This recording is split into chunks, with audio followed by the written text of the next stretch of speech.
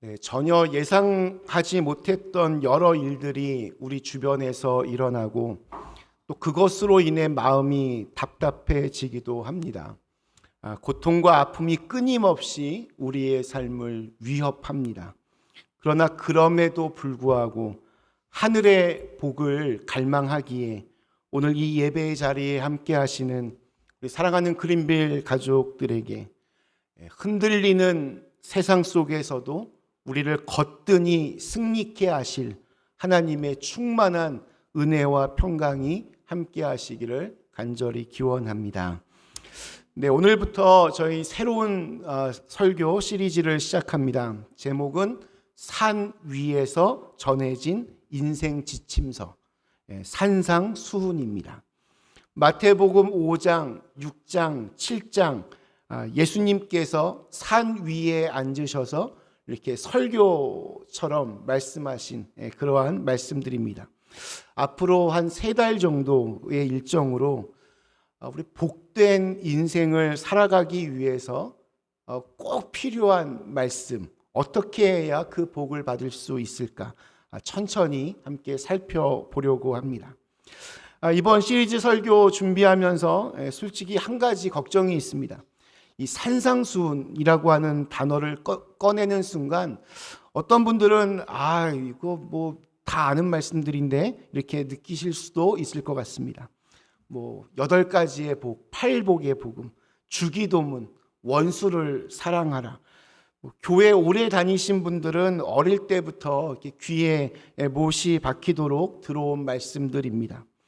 또 그 말씀이야 하는 마음이 드실 수도 있습니다.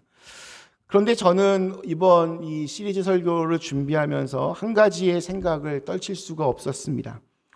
우리가 그 말씀들을 그토록 오랫동안 들어왔는데 왜 그 말씀이 우리의 삶을 제대로 이렇게 바꾸지를 못하고 있을까? 왜 그 말씀들이 우리 안에서 살아 움직이지 못하는 것일까? 제가 내린 어떤 결론 중에 하나는 이런 겁니다. 우리가 이 말씀들을 처음부터 좀 약간 잘못된 방식으로 들어온 것 같습니다. 우리는 산상수훈 그러면 크리스찬이라면 지켜야 할 마땅히 지켜야 할 어떤 기준 이렇게 생각을 합니다. 이렇게 살아야 된다라는 어떤 의무로 이 말씀들을 받아들입니다. 그러다 보니까 이러한 말씀들 앞에서 뭔가 이렇게 감동을 받기보다는 좀 마음의 부담을 느끼는 게 먼저가 되는 것 같습니다.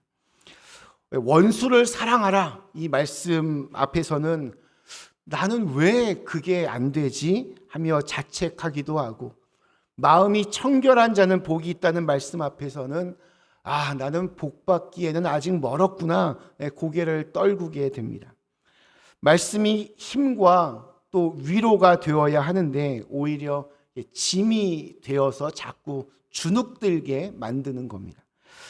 그런데 이 말씀을 지금 처음 듣고 있는 사람들을 한번 떠올려 보십시오. 갈릴리 어느 산 아래에 모여든 그 사람들이 누구입니까? 로마 제국의 그 무거운 세금에 짓눌려 하루하루를 이렇게 버텨가던 농부들이 대부분이었습니다. 병이 들었는데 치료받을 돈이 없어서 그냥 아픔을 안고 사는 사람들이었습니다.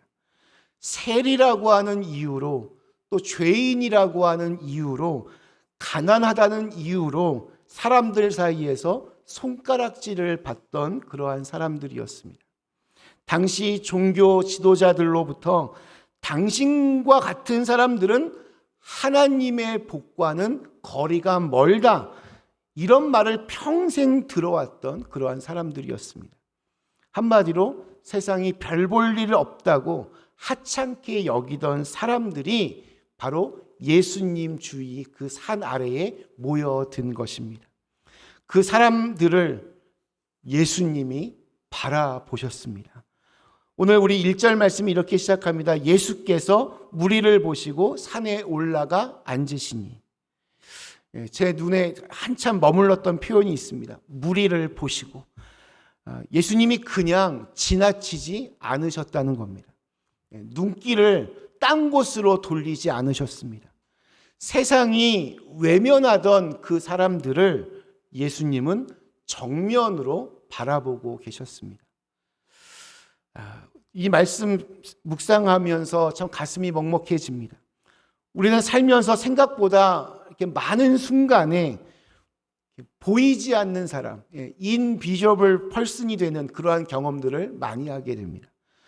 일하다가 내가 한 말이 그냥 아무도 듣지 않고 공기 속으로 이렇게 흩어져 버릴 때, 가정에서 내 마음을 아무도 못 알아줄 때, 심지어 교회 안에서도 내가 지금 어떤 상황에 놓여 있는지 아무도 묻지 않을 때 우리는 조용히 이렇게 쪼그라들기 시작합니다. 그리고 어느 순간 스스로에게 이런 결론을 내립니다. 나는 별로 중요하지 않은 사람이구나. 자, 그런데 예수님은 그곳에 모여있던 그 하찮은 군중들을 바라보셨고 그들을 위해서 입을 여셨습니다. 오늘 이 자리에 있는 우리들도 마찬가지입니다. 지금 이 순간 주님은 저와 여러분을 보고 계십니다. 지금 어떤 얼굴로 이곳에 앉아 있는지, 얼마나 힘든 시간들을 지내며 여기까지 왔는지, 지금 얼마나 지쳐 있는지, 지금 무엇이 마음을 무겁게 하고 있는지 다 보고 계시고 또 다 알고 계십니다. 그리고 오늘 그분께서는 이곳에 있는 저와 여러분에게 꼭 들려주고 싶은 말씀이 있는 것 같습니다. 그 말씀의 첫 마디가 이것입니다. 복이 있나니. 산 위에서 전해진 인생 지침서의 첫 시작은 8가지의 복입니다. 복이 있나니. 우리 조상들도 복에 대해서 참 관심 많습니다. 특별히 우리나라 사람들은 오복에 대해서 관심이 많았습니다. 유교의 경전인 서경에 의하면 이 오복 중에서 첫 번째는 장수의 복입니다. 우리는 이렇게 오래 사는 것에 관심이 많습니다. 그래서 요즘 어른들에게 저 백수를 누리십시오라고 그러면 혼난다고 합니다. 100살은 너무 이제 당연히 다들 사시니까 한 120수 사십시오. 이 정도 이렇게 말을 해야 복이구나 생각하신다고 합니다. 두 번째 복은 물질, 부로 이렇게 물질이 넉넉해서 좀 부자로 부유한 삶을 영위하는 것을 복이라고 생각합니다. 세 번째는 강령의 복입니다. 우환이 없이 건강하고 좀 편안하게 그렇게 일상을 보내는 겁니다. 네 번째는 유호덕의 복으로 덕을 좋아하며 또 즐겨 행하는 복입니다.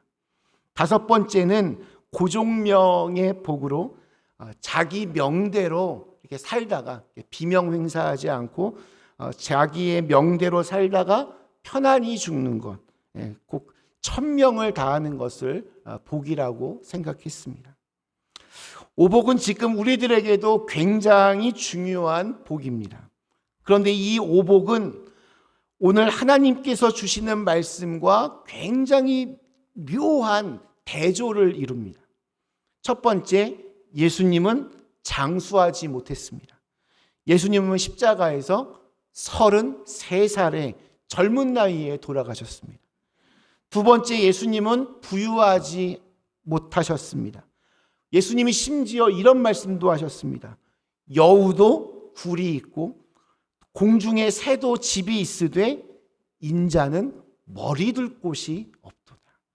집이 없으셨습니다. 세 번째, 예수님은 건강의 복을 마음껏 누리지 못하시고 우리의 죄와 질병을 몸에 지니고 사셨다라고 이사야 선지자가 그렇게 예언했습니다. 그는 실로 우리의 질고를 지고 우리의 슬픔을 당하거늘. 네 번째, 예수님은 단순히 덕을 좋아하는 그러한 사람이 아니었습니다. 예수님도 덕을 좋아하시고 이웃을 사랑하셨습니다. 그러나 마지막 목표는 하나님을 기쁘게 해드리는 것이었기 때문에 하나님께 순종하며 그렇게 십자가까지 지셨습니다. 다섯 번째, 예수님은 제명대로 살다가 편안히 죽으신 분이 아닙니다. 인간적인 표현으로 한다면 비명에 돌아가셨고 가장 처참한 죽임을 당하신 분이었습니다. 자, 그런데 우리가 아는 이 오복을 하나도 누리지 못한 이 예수님이 복의 근원이 되시고 그 예수님이 우리를 축복해 주셨다고 우리는 믿습니다. 그분은 인간의 오복을 누리지는 못했지만 대신에 하늘의 복을 우리에게 주셨습니다. 예수님은 우리에게 잠깐 한 번 일시적인 복이 아니라 영원한 복, 궁극적인 복을 보여주시기 위해서 고난과 죽음을 당하셨습니다. 이 놀라운 사실을 알았던 바울은 훗날 고린도 후서에서 이렇게 말합니다. 우리 주 예수 그리스도의 은혜를 너희가 알거니와 부요하신 이로써 너희를 위하여 가난하게 되심은 그의 가난함으로 말미암아 너희를 부요하게 하려 하심이라. 예수님은 하늘의 영광과 존귀와 풍요를 버리시고 이 땅에서 가난하게 사셨는데 그 이유는 그분의 가난함으로 우리를 부요하게 하시기 위함이었다는 겁니다. 그분이 낮아짐으로 우리를 높여주셨고 그분이 고통을 받음으로 우리가 생명의 치유를 얻었다라고 성경은 가르쳐 줍니다. 우리가 이 사실을 분명하게 기억할 때 예수님께서 마음이 가난한 자가 복이 있다는 말씀을 확실하게 이해할 수 있습니다. 산상 설교 중 첫 번째 하신 말씀, 하나님의 말씀이 팔복의 말씀이었습니다. 그 팔복 중에서도 가장 먼저 이 말씀을 하셨습니다. 심령이 가난한 자가 복이 있나니 천국이 그들의 것임이요. 산 위에 예수님이 앉으셔서 처음으로 꺼내신 말씀입니다. 자, 그런데 예수님이 그냥 가난한 자라고 하지 않으셨습니다. 심령이 가난한 자. 이 심령이라는 두 글자가 이 말씀의 방향을 정해 줍니다. 물질적으로 얼마가 가졌느냐, 이게 기준이 아니라는 겁니다. 우리 헬라어를 보면 여기에 쓰인 가난하다라고 하는 단어가 푸토코스라고 합니다. 푸토코스. 헬라어에서는 가난을 표현할 때 단어 두 가지가 사용이 됩니다. 하나는 일을 내가 해야만 하고 그 일을 해서 겨우 입에 풀칠 정도 하는 그 정도 먹고 사는 가난을 뜻하는 단어가 있습니다. 또 하나는 한 푼도 없어서 누군가에게 손을 내밀어야 하는 그러한 가난입니다. 예수님께서 오늘 이 말씀 중에 고르신 가난 단어는 완전한 결핍입니다. 정말 아무것도 없어서 손을 내밀 수밖에 없는, 스스로 기댈 것이 아무것도 없는 상태입니다. 쉽게 말씀드리면 이렇습니다. 내 실력으로, 내 경력으로, 내 신앙으로 하나님 앞에 뭔가를 이렇게 주장할 수 있다는 생각을 내려놓는 사람. 하나님 앞에 그냥 빈손으로 서 있는 사람. 그것이 심령이 가난한 사람입니다. 영어 성경 뉴 잉글리시 바이블 그 번역 버전에서는 이 구절을 이렇게 번역했습니다. Blessed are those who know their need of God. 하나님이 필요하다는 사실을 아는 자는 복이 있도다. 하나님이 필요하다는 사실을 아는 자가 복이 있습니다. 나는 하나님이 없이는 안 된다. 이것을 뼛속 깊이 아는 상태입니다. 우리가 신앙생활 오래 하다 보면 이상한 일이 생깁니다. 처음 예수님을 알고 믿었을 때는 그분이 너무나 절실했습니다. 너무나 필요했습니다. 기도할 때마다 눈물이 납니다. 그런데 시간이 지나면서 그 절실함이 사라집니다. 우리 보면 빈 컵에만 물을 부을 수 있습니다. 컵 안에 이미 뭔가가 가득 차 있으면 거기에는 아무것도 들어가지 않습니다. 여러분 인생에서 하나님이 가장 가깝게 느껴졌던 순간이 언제입니까? 모든 것이 다 잘 풀리던 때였습니까? 아마 대부분은 고개를 저으실 겁니다. 돌아보면 참 신기합니다. 하나님이 가장 가깝게 느껴졌을 때는 그 순간들은 대부분 내 인생에서 가장 힘들었던 시간들과 겹쳐집니다. 갑자기 직장을 잃었을 때, 몸이 아파서 침대에서 일어나지 못할 때, 내 옆에 아무도 없는 것 같던 때, 바로 그 자리에서 하나님이 가장 크게 느껴졌을 것입니다.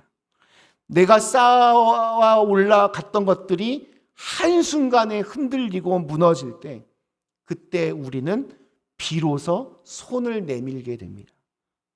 새벽에 잠이 깨서 아무도 모르게 울면서 기도합니다. 평소에는 5분도 집중하지 못하던 기도가 그런 순간에 기도하면 1시간이 어떻게 지나갔는지도 모릅니다. 왜냐하면 그때 내가 비로소 완전히 비워졌기 때문입니다. 그 텅 빈 그 마음의 자리에 하나님이 들어오시니까 그렇게 되는 겁니다. 자, 그렇기 때문에 그때 그 힘들었던 쓰라렸던 그 시간을 실패라고 불러왔다면 오늘부터는 이름을 바꾸셔도 됩니다. 그 자리는 실패의 자리가 아니라 하나님이 오신 자리입니다. 무너진 자리가 아니라 문이 새로운 곳에서 활짝 열린 그러한 자리입니다. 저도 그렇습니다. 제가 가장 경험적으로도 가장 은혜를 많이 받았을 때는 제 상황이 가장 좋지 않을 때였던 것 같습니다. 삶이 막 무너져 내려가고 실력이 바닥나서 하나님 앞에 엎드려 울 수밖에 없을 때, 그때 하나님께서 가장 강하게 만나 주셨습니다. 저의 무력함과 무능력을 절감할 때 그때 하나님의 임재가 가장 강력하게 경험되었습니다. 제 설교도 그런 것 같습니다. 어떤 날은 설교 원고를 막 준비하면서 다 죽었어 오늘 너무 설교면 오늘 어마어마하다. 이런 날 이런 설교문을 가지고 설교하면 이상하게 반응이 좋지 않습니다. 근데 하면서 이거 오늘 설교는 정말 죽 써야겠다. 설교를 하면서도 마음속으로 하나님 정말 도와주셔야 됩니다.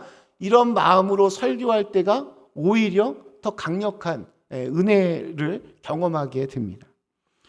우리는 그래서 단 한순간도 하나님의 은혜가 없이는 살 수 없는 존재들입니다.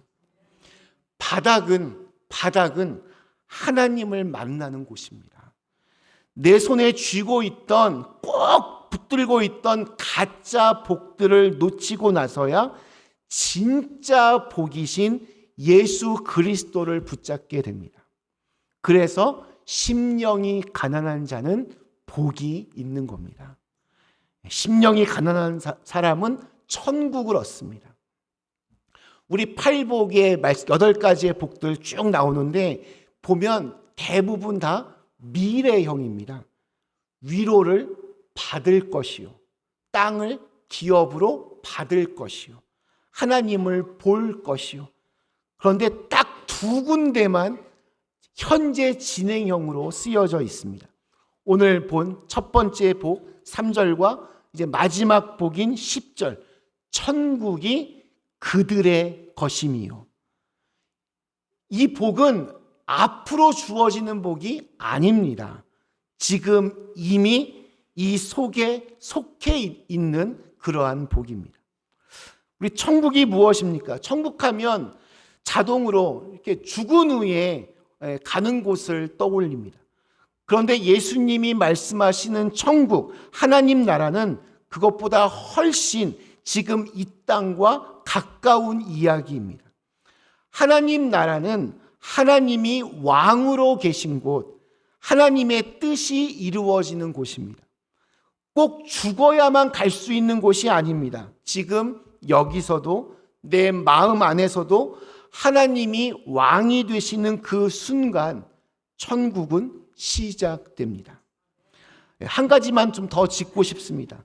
그 복이 그러면 어떠한 복이냐? 복이 있나니라고 할 때 복은 헬라어로 마카리오스라고 합니다. 이 단어가 참 재밌습니다. 마카리오스는 상황이 좋아서 생기는 그러한 행복이 아닙니다.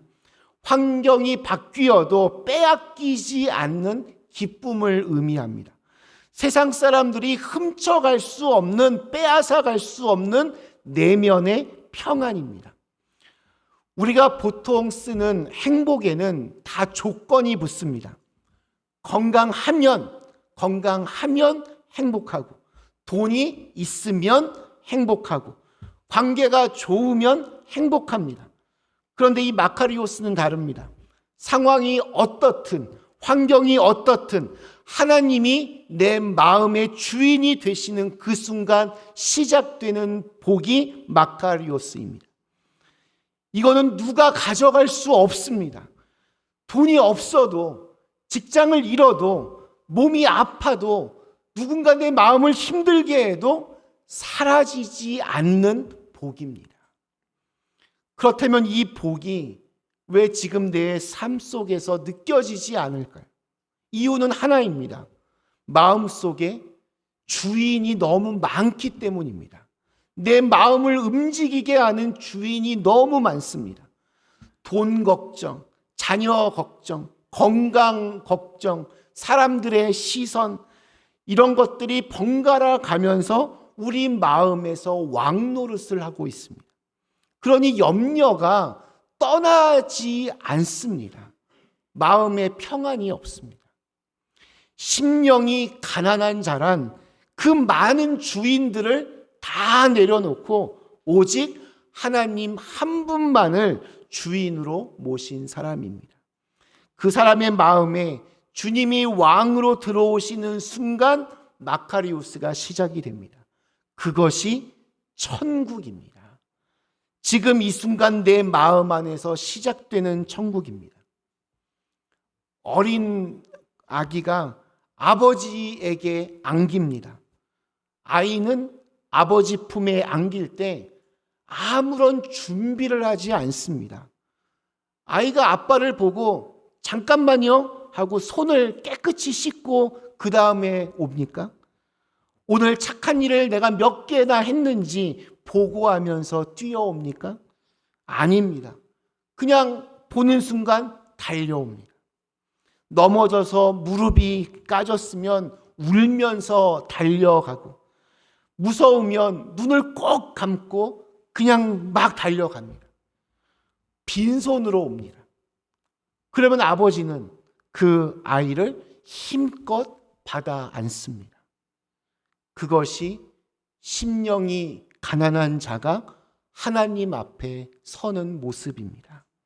지금 이대로, 이 모습 그대로 달려가는 겁니다. 그리고 하나님은 그 사람을 받아 안으십니다. 천국이 그들의 것입니다. 지금 이미 여기서. 말씀 마치겠습니다. 사랑하는 그린빌 가족 여러분, 심령이 가난한 자는 복이 있나니 천국이 그들의 것이니요. 이 말씀은 2000년이 지난 오늘 이 자리에 앉아 있는 우리를 향해서도 똑같이 선포됩니다. 지금 많이 지쳐 있는 분들이 계십니까? 스스로가 너무 부족한 것 같아서 이런 내가 하나님 앞에 설 자격이 있을까 싶은 분이 계십니까? 예수님은 바로 그 자리를 향해 말씀하십니다. 복이 있나니. 그 자리가 끝이 아닙니다. 그 그 자리가 시작입니다. 비워진 그 자리에 하나님이 오십니다. 그리고 그 순간 천국이 시작됩니다. 내가 비워질수록 하나님이 채우십니다. 내가 작아질수록 하나님이 커지십니다. 내가 손을 내밀수록 하나님이 더 강력히 붙잡으십니다. 그 하늘의 복이 우리 그린빌 가족들의 삶 속에 충만하게 임하시기를 주님의 이름으로 간절히 축원합니다. 우리 주신 말씀을 생각하며 잠시 함께 기도하겠습니다.